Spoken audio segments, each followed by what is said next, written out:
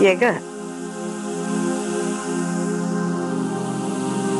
ताई, मी तुला म्हटलं होतं ना, आता नरसिंहाच्या लग्नात मीच लक्ष घालते म्हणून. अहिल्यानं मुलगी आणलेली त्यांनी परस्पर परतवून लावली. आता मी अहिल्याला सांगितले दुसरी मुलगी बघायला. त्याचा कान पिळून त्याला लग्नाला उभी करते की नाही बघ. तसंही मी काल बोलले त्याच्याशी. काही झालं तरी नरसिंहाला लग्नासाठी तयार करीन, हा माझा शब्द आहे. आता तुझ्यावरच आशा आहे ग बाई सगळी. केलं तर तूच काहीतरी करू शकशील. अहिल्याचं नरसिंहाचं कधी पटलं नाही. खरं म्हणजे ना, तो कुणाचंच ऐकत नाही बघ. असा कसा ग इतका हेकेखोर झाला हा? तू आता सगळं माझ्यावर सोपो आणि निर्धास्त राहा. नरसिंहा लग्नासाठी कसा नाही म्हणतोय ना, ते बघतेच मी. आता तू काय जादू करतेस तेच पाहायचंय ग बाई. या वागणे काय काम काढलं? काम असं नाही आत्याबाई, पण तुमच्यासाठी एक आनंदाची बातमी आहे. आपण मग लवकर सांगा ना, वाट कसली पाहताय? नरसिंह साहेब लग्नासाठी तयार झालेत. म्हणजे त्यांनी मला स्वतःच सांगितलं तुम्हाला ही बातमी सांगायला.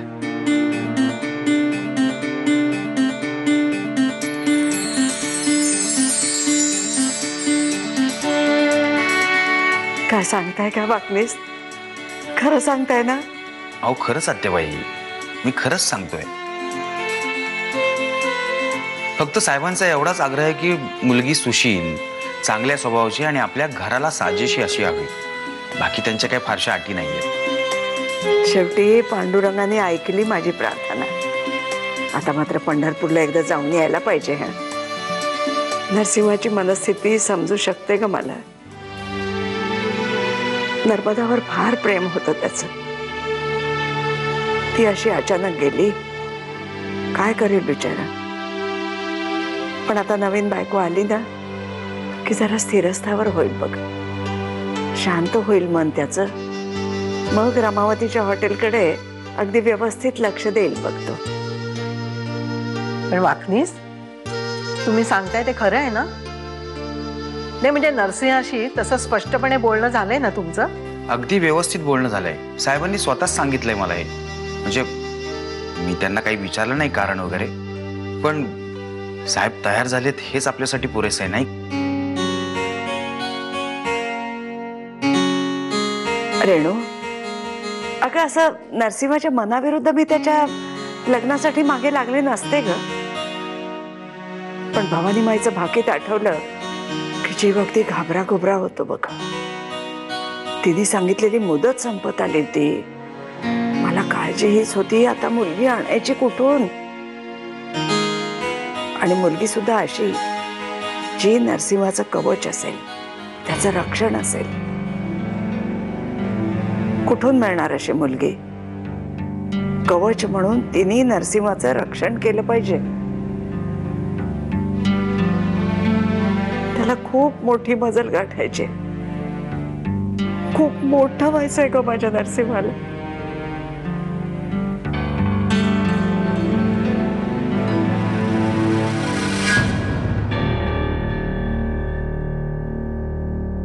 या सगळ्यावर एकच मार्ग आहे, तो म्हणजे तुमच्यासारखीच एखादी दुसरी स्त्री या घरामध्ये येणं. आत्याबाईचा हट्ट एवढाच होता की भाऊजींचं लग्न झालं पाहिजे आणि लग्न करण्याचं फक्त नाटक करायचं होतं, खरोखरचं लग्न करायचं नव्हतं. पण जानकी, एक गोष्ट लक्षात ठेव, जर का यापुढे तुझ्यामुळे आत्याबाईंना काही त्रास झाला ना, तर या घरातलं तुला कोणीही माफ करणार नाहीये. आत्याबाईंच्या समाधानासाठी आपल्याला हे लग्नाचं नाटक करावंच लागणार आहे. पण वाकणीस काका, असं नाटक करायला कोण तयार होणार आहे? मी पाहिली एक मुलगी आणि काल साहेबांशी बोललोय मी.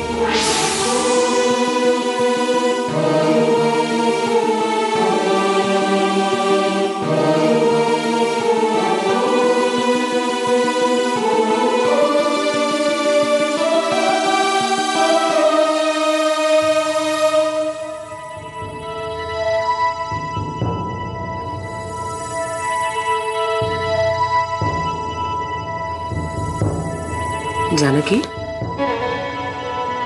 काय ग, कसला विचार करतेस एवढा? काही नाही. चल ना बाजारात जाऊ ना, थोडी खरेदी करूयात, भाजी वगैरे. जानकी,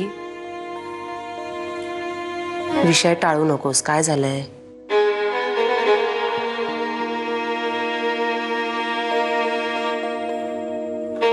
जानकी,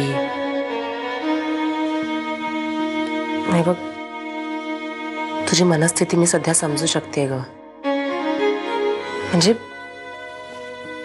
खोटा खोटा का असेना, पण बाबांनी दुसऱ्या लग्नाचा निर्णय घेतलाय. आणि नाही म्हटलं तरी तुला त्याचा त्रास होतच असेल ना. हे बघ, मला माहिती आहे सांगणं खूप सोपं असतं, पण तरी सुद्धा एक गोष्ट लक्षात ठेव, बाबा फक्त तुझे आहेत. तुझं कुंकू तुझ्यापासून कोणीही हिरावून घेऊ शकत नाही. जानकी, बाबांचंही तुझ्यावर तेवढंच प्रेम आहे, खरंच. तुला आठवतंय, मध्यंतरी तुम्हा दोघांमध्ये खूप गैरसमज झाले होते. तेव्हा बाबा किती अस्वस्थ असायचे ना, ते मी पाहिलंय. एक रात्र सुद्धा धड झोपू शकले नसतील ते.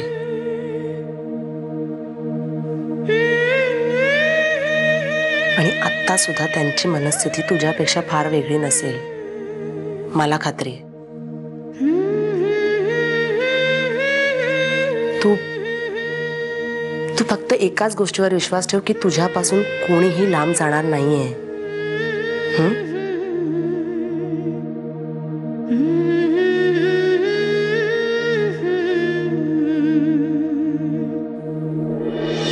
म्हणजे आता वाकणीसांनी यात लक्ष घातलंय, म्हणजे नक्कीच काहीतरी वेगळा प्लॅन असणार त्यांचा.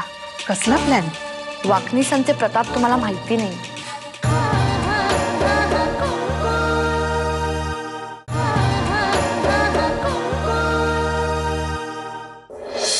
अहो आत्या, काय सांगताय तुम्ही?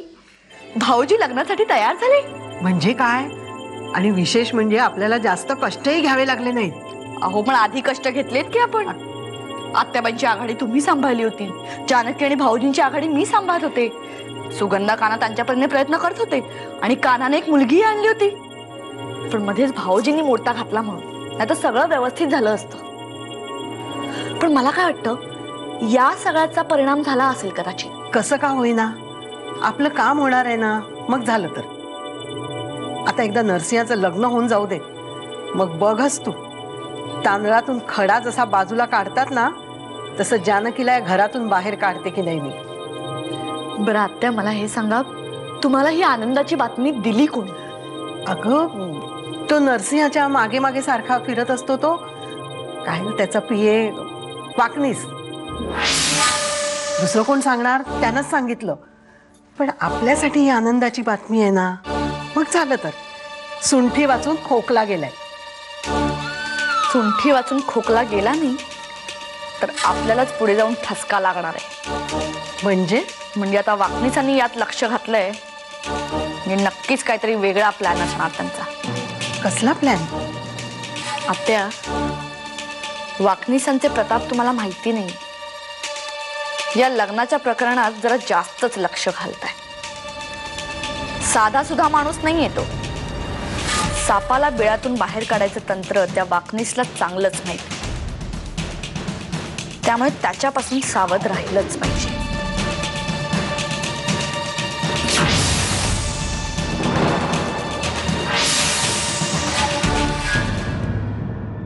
नमस्कार. नमस्कार. गरिबाची आठवण झाली आपल्याला साहेब. काय सेवा? काय करवे साहेब, युगंधराबाईंकडे होता तेव्हा काय थाट होता तुमचा. आमच्या विरुद्धची कारस्थानं अगदी अभिरुचीने करायचा. कशाला उगाच मेलेल्या माणसाला मारताय?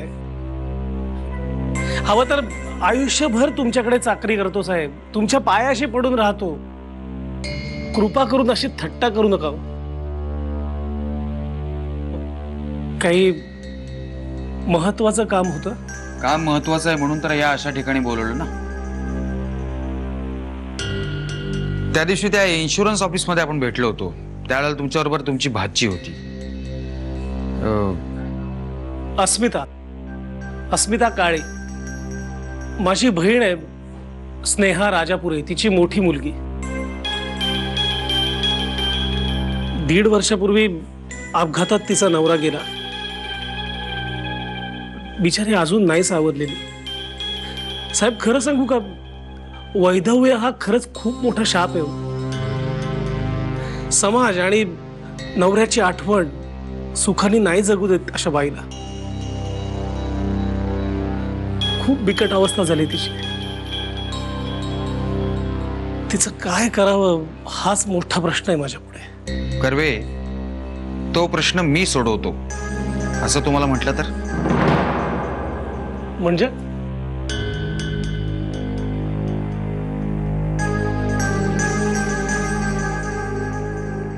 सध्या काय करते ती? कोण? अस्मिता हा. मन रमवण्यासाठी काही बाई करत असते. झालं, शिकलेली आहे, हुशार आहे, पण विधवा बाईला कोण समजून घेईल ना. फक्त 1.5 वर्ष झालं होतं लग्नाला साहेब. तुम्हाला सांगतो, गेल्या काही दिवसात अख्ख्या कुटुंबाचेच ग्रह फिरले तो आमचे. माझ्या भाऊजींची म्हणजे मिलिंद राजापुरेंची छोटीशी फॅक्टरी होती पावडर कोटिंगची. एका रात्री त्या फॅक्टरीला आग लागली आणि सगळं आयुष्यच खाक होऊन गेलं. जे काही कमावलं होतं ते सगळं त्या आगीतच स्वाहा झालं. नंतर काही दिवसांनी थोरल्या लेकीचा नवरा गेला. 7.5 चालू झाली म्हणा ना. अशी 7.5 कधी बघितली नव्हती आणि कधी अनुभवली सुद्धा नव्हती. आमच्या अख्ख्या कुटुंबाचे ग्रह पार फिरून गेले हो. एक छोटासा बंगला होता तो सुद्धा विकावा लागला. तो विकून मग एका छोट्याशा घरात राहायला आलो. मग त्या मुलीचं पुन्हा लग्न करून देण्याचा काही विचार केलाय का? कर्वे, तुमच्या भाचीसाठी स्थळ घेऊन आलोय मी. जानकी नको वाढूस, मी घेईन. तू बस बघूया आमच्या बरोबर जेवायला. नाही नको, मी स्वयंपाकघरात बसेन.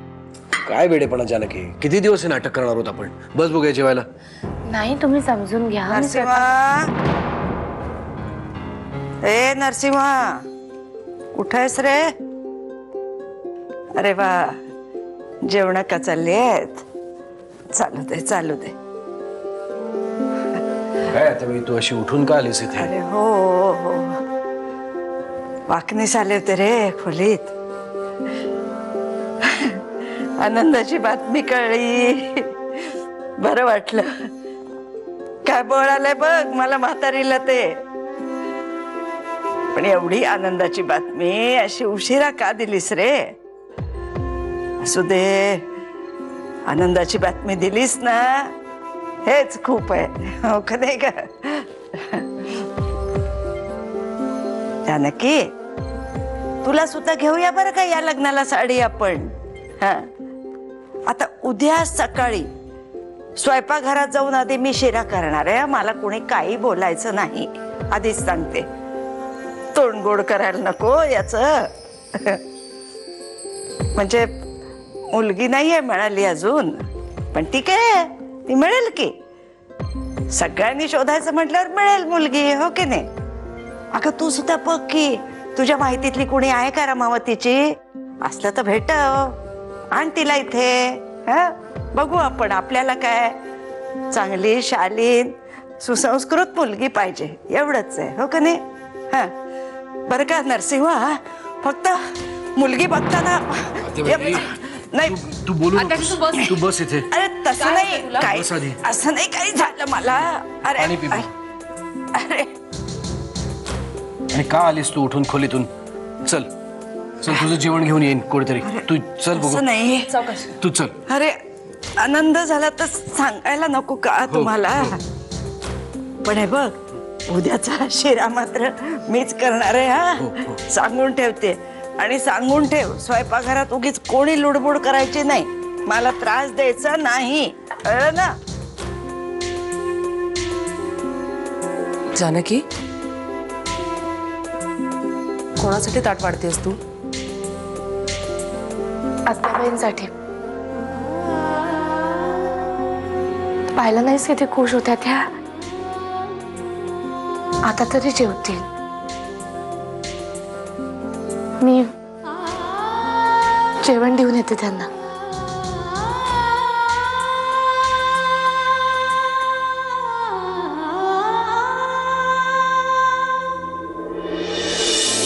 मला असं कळलं की भाऊजी लग्नाचं नाटक करायला तयार झाले. मुलगी शोधावी लागेल ना? बरं, बघितली असेल तर ठीक आहे, पण शोधायची असेल तर मला सांगा, मी शोध.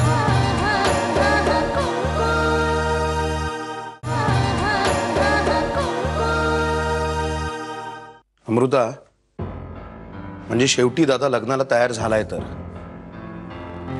कसा काय तयार झालाय देव जाणे. का त्याच्या डोक्यात अजून काही वेगळं चालू आहे? हे रे, वाकणीस काकांनीच काल समजावलंय त्यांना. इनफॅक्ट काल आम्ही सगळे त्याच विषयावर बोलत होतो. खरं तर बाबा तयारच होत नव्हते, पण नंतर झाले कसे बसे. काका, आत्याजीने खरंच सगळी प्रॉपर्टी सुगंधाच्या नावावर करायचं म्हटलं तर प्रॉब्लेम होईल रे. तुम्ही कशाला काळजी करताय? तुम्हाला मी 1000 वेळा सांगितलंय, आत्याने केलीच तर ती तिची प्रॉपर्टी सुमित्राच्या नावावर करणार आहे, सुगंधाच्या नाही. आणि सुमित्रा आहे का आता? आणि सुगंधाने कितीही मनात आणलं तरी ती तिच्या नावावरती ह्या सुमित्राची प्रॉपर्टी करू शकणार नाही. हा, तसं असेल तर ठीकच आहे, पण तरी सुद्धा आत्याजीच्या समाधानासाठी हे नाटक करावंच लागणार आहे ना. मला तर जानकीची काळजी वाटते. म्हणजे नाही म्हटलं तरी तिच्या मनाची घालमेल होतच असेल ना रे. बघ ना, आता ती घरात नोकरासारखी वावरणार आणि खोटं खोटं का असे ना, पण बाबांची बायको बनून जी मुलगी येईल ना, ती तोऱ्यात वावरत असेल घरात. म्हणजे किती ऑड होईल रे सिच्युएशन. काही नाही, या सगळ्यामध्ये आपण जानकीला शक्य आहे तेवढा सपोर्ट करत राहायचं, तिला एकटं पडू द्यायचं नाही. हे नाटक जितक्या लवकरात लवकर संपेल ना तितकं बरं. अहो, मला असं कळलं की भाऊजी लग्नाचं नाटक करायला तयार झाले. मुलगी शोधावी लागेल ना? बरं, बघितली असेल तर ठीक आहे, पण शोधायची असेल तर मला सांगा, मी शोधते. नाही, नको. आपण गेल्या वेळेला जी मुलगी आणली होती ती कशी होती, तिची पार्श्वभूमी काय होती, हे सगळं कळलंय मला. त्यामुळे आता ह्या वेळेला आपण कष्ट घेतले नाही तर जास्त बरं, उपकार होतील आमच्यावर. मी जी मुलगी शोधली होती ती चांगलीच होती. उगाच मला काही बोलू नका. आणि वाकणीसांनी त्यांना पळवून लावलं धमक्या देऊन, त्याला मी काय करणार? वाकणीसाने केलं ते बरोबरच केलं अहिल्या.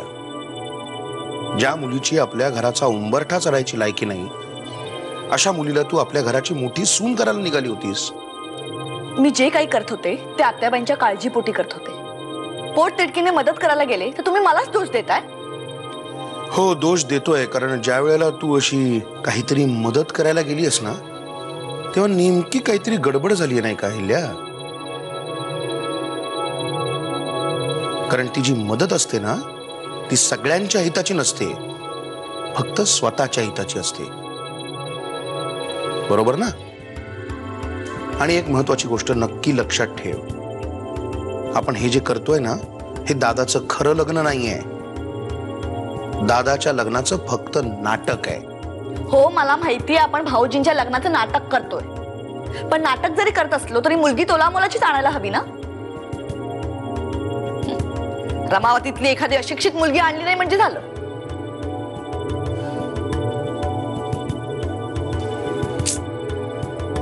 वामन काका, जाऊ दे ग, ही काहीही बोलेल तरी जानकीचं महत्व कमी होणार आहे का? तुला माहिती नाही कशी, सोडून द्यायचं.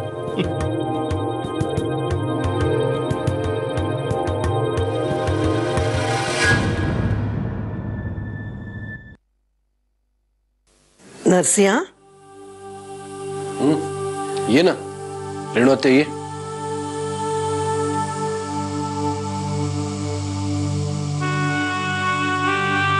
मला तुझ्याशी बोलायचं होतं. बोल ना, बस की.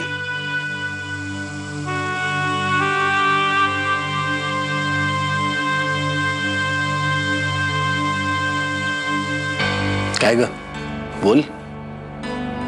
तू लग्नाचा निर्णय अचानक कसा काय घेतलास? म्हणजे काय? नाही, म्हणजे मला काय विचारायचंय ते तुझ्या लक्षात आलंच असेल. इतके दिवस मी तुला लग्नासाठी आग्रह करत होते तेव्हा तू विचारच केला नाहीस, आणि मग आज अचानक कसा काय निर्णय घेतलास?